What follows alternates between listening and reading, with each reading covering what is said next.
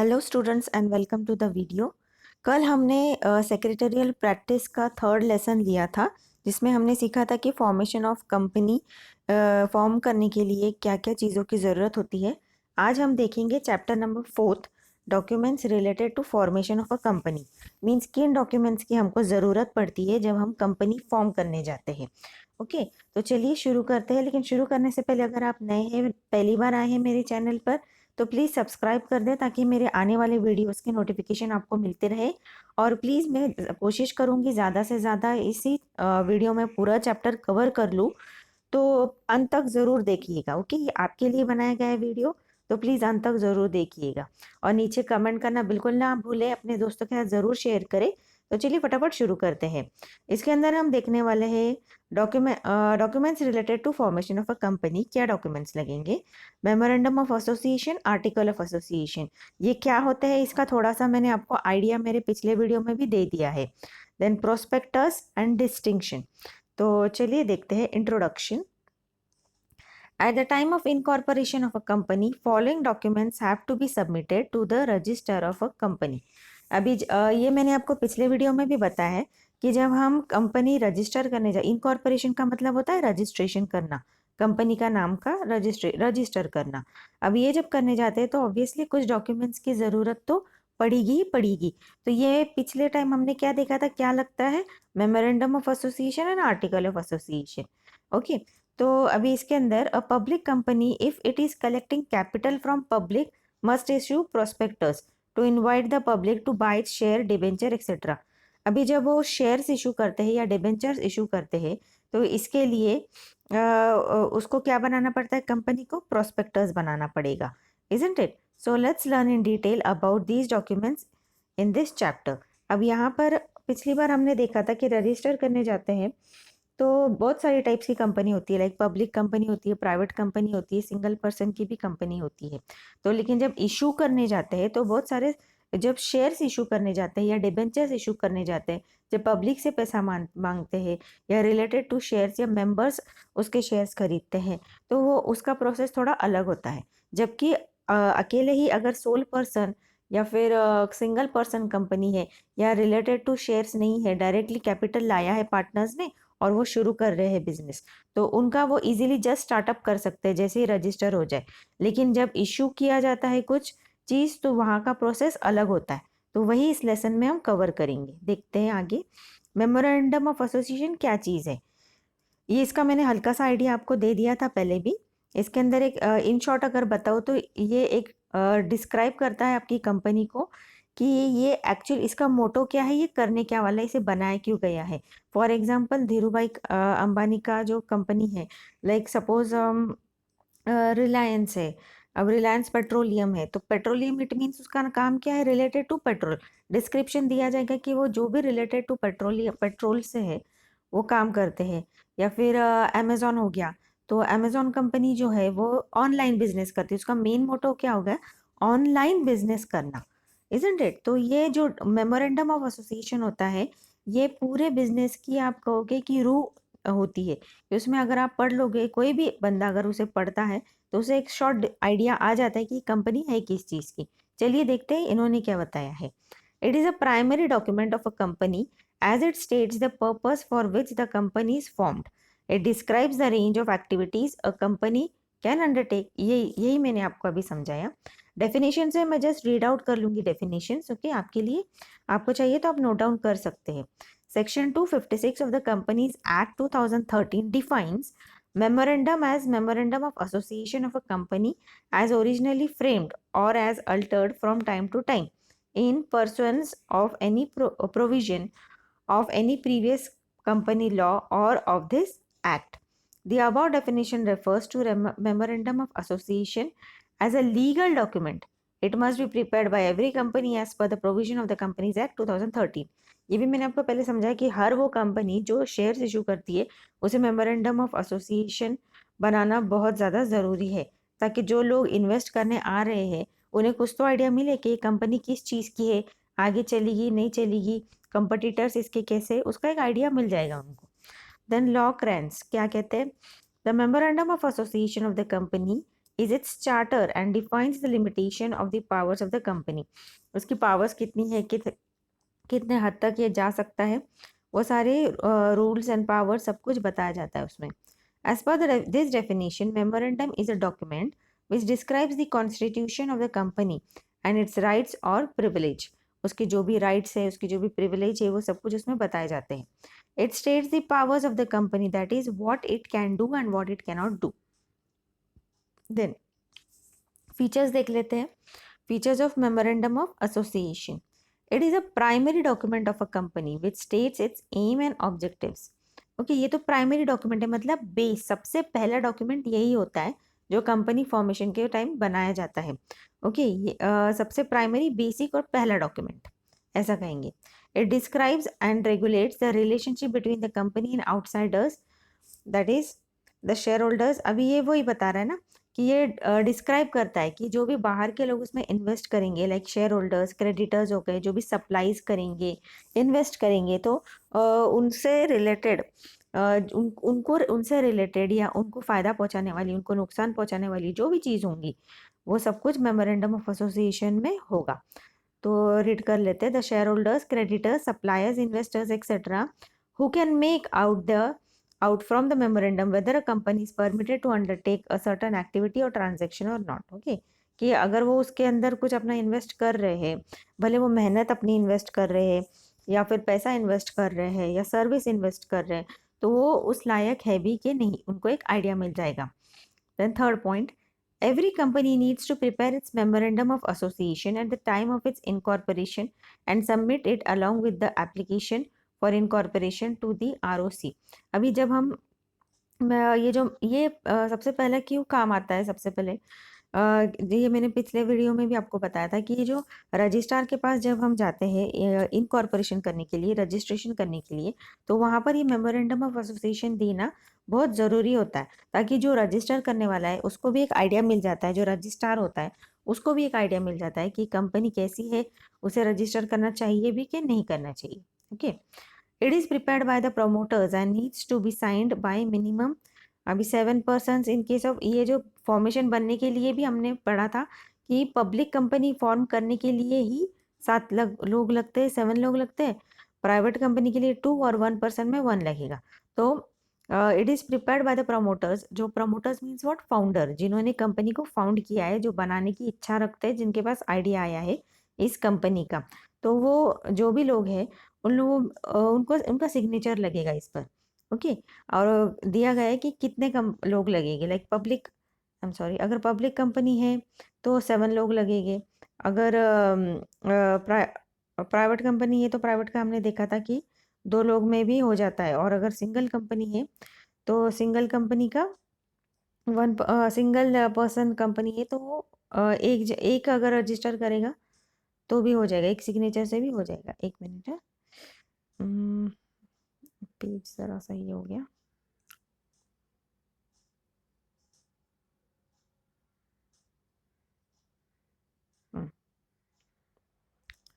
Okay, then next 5th point हम देखेंगे. It contains following clauses. अब उसके अंदर क्या क्या चीज़ें होती है मेमोरेंडम ऑफ एसोसिएशन, ये आपको बनाने के लिए भी आएगा. ओके, एग्जाम में. It contains the following clauses: the name clause, the address clause, okay, address of registered office clause, then the objects clause, the liability clause, the capital clause, the association or subscription clause. Next, 6th, as it defines the nature and characters of the company, it is not so easy to alter the clauses. The act has laid down specific rule and provision to be followed to alter each clause. अब ये जो clauses है, ये जो company का एक बार जो बना दिया, इसलिए सोच समझ के बनाना होगा. और कुछ रूल्स है, कुछ गाइडलाइंस है जो कि दिए गए रहेंगे, उस हिसाब से ही हमें ये बनाना पड़ेगा. Okay, memorandum of association. और एक बार बना दिया और उसे अल्टर करना है तो उसके लिए बहुत ही, मतलब इजी टास्क नहीं होगा ये. इसे बहुत सारा प्रोसेस लगेगा, बहुत रूल्स है, बहुत रेगुलेशंस होंगे. ओके, प्रोविजंस होंगे, उन्हें फॉलो करके ही आप बदल सकते हो, वरना इसे बदलना बहुत ही टफ होगा. It can not contain anything contrary to the provision of the companies act 2013. अभी जो कंपनीज एक्ट 2013 है ना, उसके अंदर कुछ गाइडलाइंस दिए गए हैं, उस हिसाब से आपको बनाना पड़ेगा. और वो उसके अगेंस्ट नहीं जाना चाहिए जो भी उन्होंने गाइडलाइंस दिए हैं। तो जैसे उन्होंने बताया है वो उसी को मतलब वो सेटिस्फाई करना चाहिए उस उन रूल्स को जो भी कंपनी लॉ में दिए गए हैं। Okay, then any act done by the company which goes beyond the power of memorandum will be ultra vires, that is it will be invalid. जो भी उसके अगर लॉ के अगेंस्ट जा रहे हैं, कोई भी उनके मेमोरेंडम ऑफ एसोसिएशन में दिए गए कोई भी पॉइंट अगर कंपनीज एक्ट के अगेंस्ट जा रहा है तो उसे इन कहा जाएगा, मेमोरेंडम ऑफ एसोसिएशन को या उस कंपनी को इनवैलिड करार दिया जाएगा। It is a public document and anyone who wants to enter into contract with the company is supposed to have knowledge about the contents of a company's memorandum of association।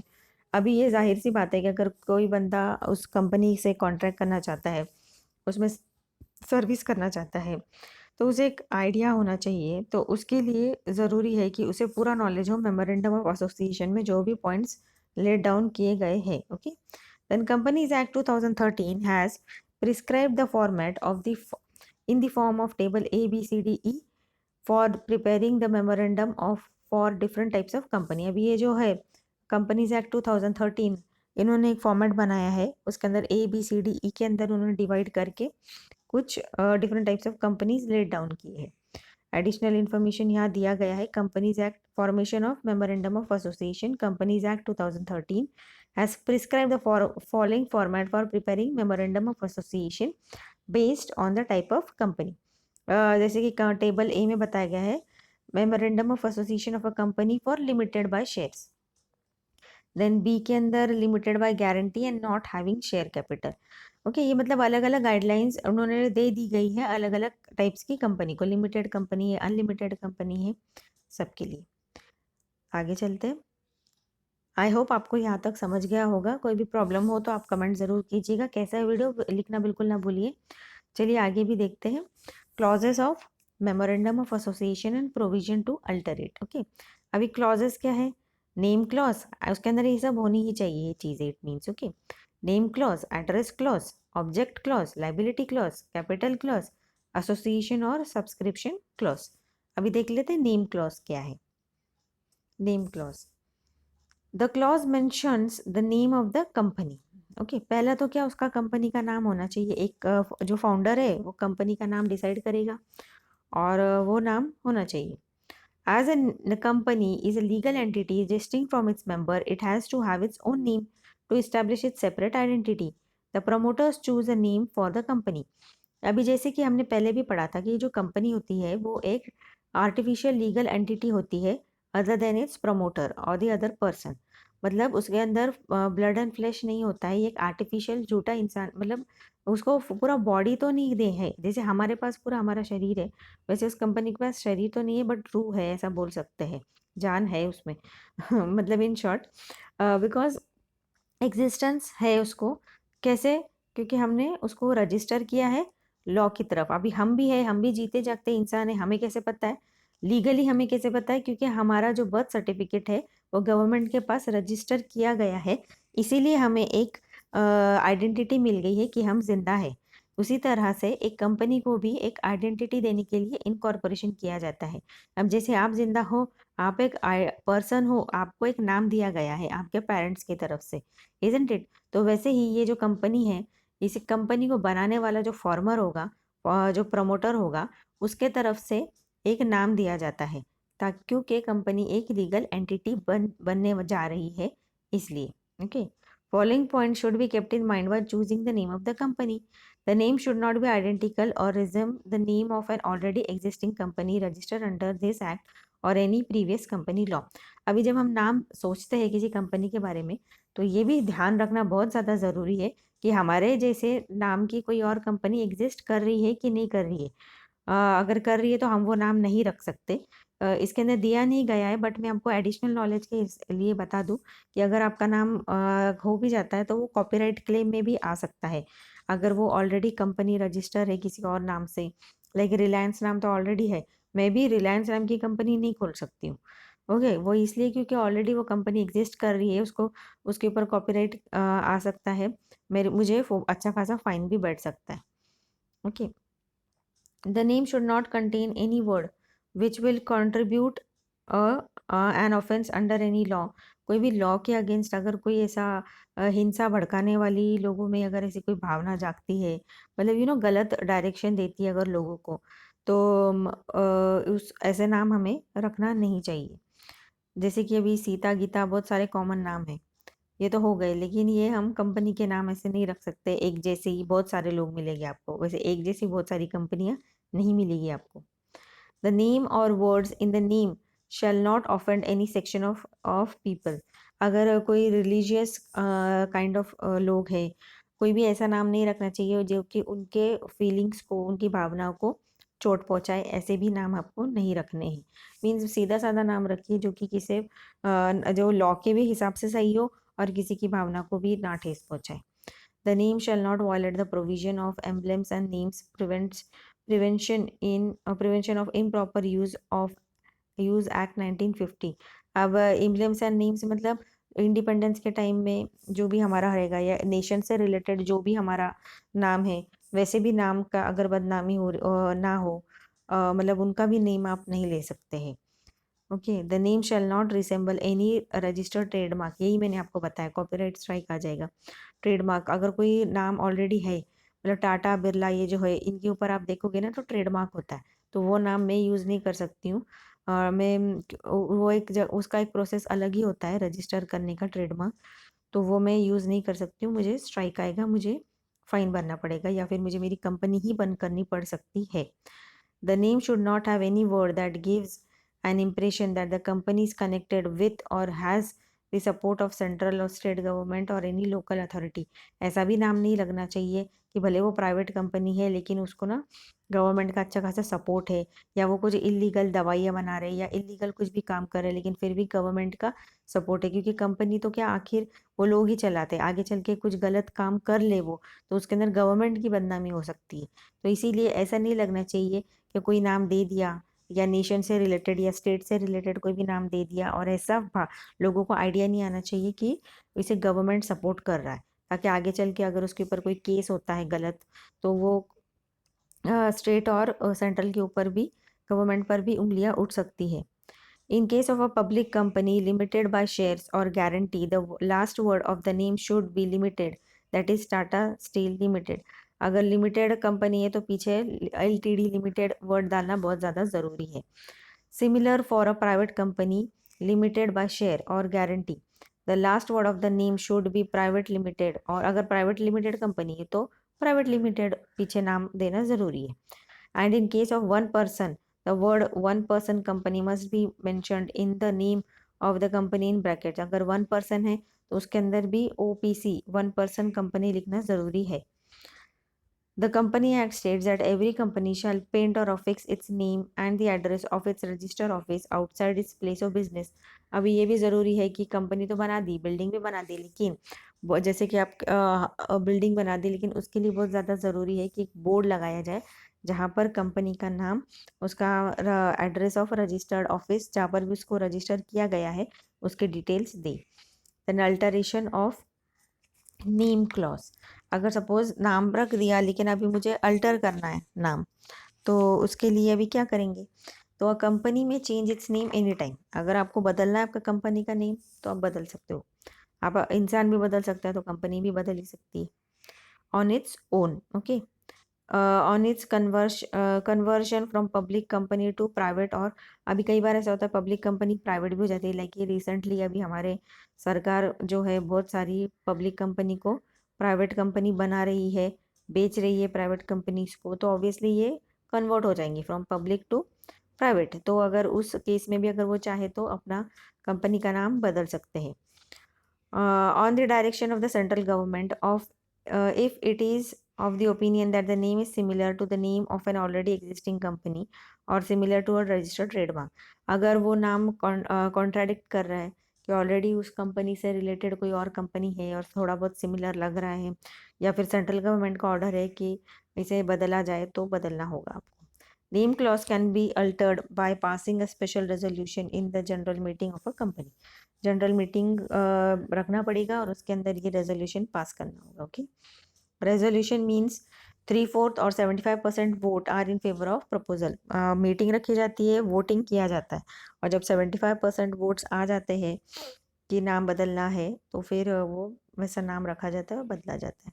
Then second, the address clause. Okay, अब address clause के अंदर देखेंगे, the clause states the name of the state in which the registered office of the company will be located. Every company must have its registered office within 30 days of incorporation. ये पिछले time भी बताया था मैंने आपको कि 30 days के अंदर ही उन्हें एक रजिस्टर्ड ऑफिस बनाना, एक ऑफिस कंपनी का बनाना ज़रूरी है। Register office is a must as, अभी क्यों चाहिए register office? It establish the domicile location of a company. उसको एक लोकेशन मिल जाता है कि ये कंपनी इस जगह पे सिचुएटेड है, उसको एक ठिकाना मिल जाता है। It is the address to which all communications, notices, etc. will be sent। अब वही एक जगह होगी, उससे क्या हो जाता है, ईजी हो जाता है दूसरे लोगों को भी, रजिस्ट्रेशन ऑफिस वालों को भी, सबको ईजी हो जाता है कि अगर कोई चीज़ उन्हें इम्पोर्टेंट लेटर्स भेजने हैं, कॉरस्पॉन्डेंस के लिए भी ईजी हो जाता है। It is also the place where all statutory books, records and documents of the company will be kept। वही एक जगह होगी जहाँ पर important documents, books सब कुछ अरेंज किया जा सकता है। ओके, फाइल्स अरेंज किया जा सकती है, सब कुछ। The address clause also includes the jurisdiction of the court where cases can be filed by the company against others। ये भी बहुत इंपॉर्टेंट टॉपिक पॉइंट है कि कल को आगे चल के कंपनी को किसी और को सू करना है, या किसी और को कंपनी के ऊपर कोई केस लगाना है, या कुछ गलत हो गया है, या एम्प्लॉय की तरफ से एम्प्लॉयर के बीच में अगर कोई केस चलने जा रहा है आगे कोर्ट में, तो उसके लिए भी एक एड्रेस की ज़रूरत होती है, तो ये एड्रेस बहुत काम आएगा। Alteration of address clause, a company में change its register office from, अभी ये चेंज कर सकते हैं, from one place to another within the same city और town. In this case no alteration is made in the memorandum. अभी suppose city के city में ही बदल रहा है, ओके, इस बस ये एरिया से निकल के कोई और एरिया में, बाजू के एरिया में चला गया, ओके, तो उस केस में मेमोरेंडम ऑफ एसोसिएशन में कोई भी अल्टरेशन करने की ज़रूरत नहीं है। वन टाउन और city to another town of city where the same within the same state, और one state to another state. अभी पूरा स्टेट ही, जैसे महाराष्ट्र से निकल के यूपी में चला गया, ओके, पूरा स्टेट ही बदल दिया, या फिर मुंबई से निकल के नासिक में आ गया, तो फिर अगर इस केस में क्या करेंगे? In both the cases a special resolution is to be passed in the general meeting to alter the address clause. अभी पूरा का पूरा सिटी ही बदल जा रहा है, पूरा स्टेट ही बदल जा रहा है, तो इस केस में जनरल मीटिंग के अंदर एक रेजोल्यूशन पास करना होगा, और वहाँ पर कहना बताना होगा कि alteration has been done in address. In case of above above approval of regional director is required. अभी जो रीजनल डायरेक्टर होगा उसका परमिशन की ज़रूरत होगी यहाँ पर। The object clause, the clause defines the object for which a company is formed. Obviously पहले तो एम जो है, आपने बनाई किस चीज़ के लिए है कंपनी, वो ऑब्जेक्टिव तो आपको स्टेट करना होगा ना। It indicates the range of activities a company can undertake. This clause states in details the main objective for which the company is to be incorporated and also describes any other activities it may undertake if necessary in achieving the main objective। पहले तो M decide करो कि वो बनाई किस लिए है company, और बनाई है तो उसे अचीव, उसका एम क्या है, और एम अचीव करने के लिए क्या क्या स्टेप्स ले सकते हैं वो भी। तो objects of the company must not be illegal, immoral, against the public policy or in contravention of the companies act or any other law। अभी बना तो दिया ऑब्जेक्टिव, लेकिन वो कोई भी किसी की भावना को ठेस पहुंचाने वाला नहीं होना चाहिए, इलीगल नहीं होना चाहिए, इमोरल नहीं होना चाहिए कि बाबा जो बुरी बात नहीं होनी चाहिए, किसी को चोट पहुंचाने वाली, किसी की भावनाओं को चोट पहुंचाने वाली नहीं होना चाहिए, अगेंस्ट पब्लिक पॉलिसी नहीं होनी चाहिए, और कंपनीज एक्ट में जितने भी लॉज दिए गए हैं उनके हिसाब से ही होनी चाहिए। उसके अगेंस्ट जा रहा है कोई एक्ट तो वैसा नहीं होना, मतलब आपका कुछ एक्टिविटी उसके अगेंस्ट जा रही है, लॉ के अगेंस्ट जा रही है, तो वैसे नहीं होने चाहिए आपके एम। A company can not do anything beyond और outside the scope of its objective. अभी जो कंपनी होती है, उसके जो ऑब्जेक्टिव उसने डिफाइन कर दिए, उसके बाहर वो कोई भी काम नहीं कर सकता है, okay. It can do anything which is incidental to and consequential upon the objective specified in this law। Incidental means related to the main activity. Consequential means resulting from main activity. Any act done by a company beyond the scope of its objective will be ultra vires and will be void and have no legal validity. अभी अगर कोई भी काम आपने किया like जो उसके M तो स्टेट कर दिए लेकिन वो लाइक मैंने कहा ना आपको क्या वो कुछ अगेंस्ट जा रहे हैं लॉ के अगेंस्ट, तो उसे अल्ट्रा वेरीज कहा जाएगा, लाइक इलीगल कहा जाएगा। और उसकी उसको कंपनी को या मेमोरेंडम ऑफ एसोसिएशन को कैंसिल किया जा सकता है, बंद किया जा सकता है। ये आपको फिल इन द ब्लैंक्स में आ सकता है, अल्ट्रा वेरीज और illegal activity. Doctrine of ultra vires. Okay, doctrine of ultra vires. The word ultra means beyond the word. Virus means the powers. Okay, the word ultra means beyond the power. Beyond, ultra means beyond, and the word vires means the powers. Beyond powers. The ultra vires means beyond the powers of memorandum. The doctrine of the ultra vires states that any activity done by a company which is beyond the powers of the company will be null and void or legal ineffective even if all the members have agreed to such act. भले कोई activity की जा रही है जो कि memorandum of association में जो कहा गया है उसके अगेंस्ट जा रही है, उसके आपने जो स्टेट किया है उस हिसाब से आप काम नहीं कर रहे हो, भले आपके सभी मेंबर्स राजी है वो काम करने के लिए, फिर भी वो काम को अल्ट्रा वेरीज या इलीगल माना जाएगा। Thus a company cannot undertake any objective और activity not stated in activity clause. Effects of ultra vires transaction. Okay, now the act which are ultra vires are considered null and void. अभी जो भी activities होती है ultra varies मतलब null and void, मतलब उनको अपने आप ही कैंसिल हो जाती है वो एक्टिविटीज। ओके, उसको void किया जाएगा। The company cannot sue anybody nor can any third party file a case against the company for such acts. अभी कोई ऐसी एक्ट कर भी दिया तो कंपनी किसी और के अगेंस्ट थर्ड पार्टी के अगेंस्ट केस कोर्ट में फाइल नहीं कर सकती, और कोई और कंपनी भी, दूसरा कोई पर्सन भी या कंपनी भी इस कंपनी के अगेंस्ट फाइल नहीं कर सकती। Members of a company can get an injunctions from the court to stop the company from doing any act such as ultra vires. अब कोई भी एक्ट है जो कि अल्ट्रा वेरीज है, जिसको मतलब भले उन्होंने वो काम कर तो दिया लेकिन उसको उसको कुछ ये ही नहीं दिया गया, क्या वो उसको कैंसिल कर दिया जाएगा, कैंसिल ही कर दिया जाएगा और उसको कोई अस्तित्व ही नहीं रहेगा उस एक्टिविटी का। तो ऐसे केस में कोर्ट जो है कंपनी को कहेगा कि आप उनको फटकार लगाएगा कि इस तरह की चीज़ दोबारा नहीं होनी चाहिए। Then the directors of the company are personally liable for ultra vires act of the company। अब इसकी जिम्मेदारी किसकी होगी? डायरेक्टर्स की, क्योंकि उन्हीं का काम है ना इंटरनल काम देखने का। पर्पस ऑफ द डॉक्ट्राइन और ultra varies. Purpose of the doctrine of ultra vires is to protect the interest of all the stakeholders like the shareholders, creditors, investors, banks, etc. Okay, then उनका purpose क्या होता है कि इन सब लोगों का interest and rights की care करें।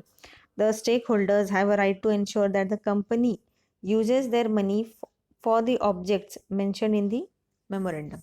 अब जो शेयर होल्डर्स होते हैं उनका राइट क्या होता है कि टू इंश्योर कि ये देखा जाए कि उन्होंने जो पैसा इन्वेस्ट किया है कंपनी के अंदर वो सही तरह से कंपनी में यूज हो रहा है कि नहीं हो रहा है। Then alteration of objective clause.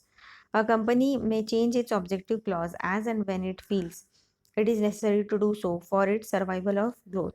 The special resolution must be passed in the general meeting for altering the object clause। अभी जो कंपनी है उसको अगर उसका ऑब्जेक्टिव ही बदलना है तो वो तो ईजी होता नहीं है, लेकिन सपोज उसको सर्वाइवल और ग्रोथ के लिए अगर उसके ऑब्जेक्टिव बदलना है तो इस केस में उसको एक स्पेशल रेजोल्यूशन पास करना पड़ेगा जनरल मीटिंग के अंदर। ओके, कि वो ऑब्जेक्टिव अपने अल्टर कर रहे हैं। Then the liability clause. This clause states the extent of liability of the members of the company. In case of any company limited by shares, this clause states that the liability of the member is limited to the extent of the amount unpaid on the face value shares held by the members. Similarly, in case of a company limited by guarantee, this clause states the amount which every member guarantees to pay towards the assets of the company at the time of winding up or towards the cost of expenses at the time of winding up. Okay, अगर company बंद हो रही है तो कौन से assets को बेचेंगे या फिर दे देंगे ताकि वो उनका लाइबिलिटी फिनिश ऑफ हो जाए। In case of unlimited liability company with और without share capital, this clause states that the liability of its member is unlimited. Then alteration of liability clause. The company Alteration of liability clause. The Companies Act 2013 or any rules made thereunder does not contain any provision regarding alteration of liability clause. Okay. Legally speaking, the relationship between a member and the company is a contractual relationship. Okay, जो भी company और members के बीच में जो भी होता है वो तो ऑब्वियसली कॉन्ट्रैक्ट ही होता है.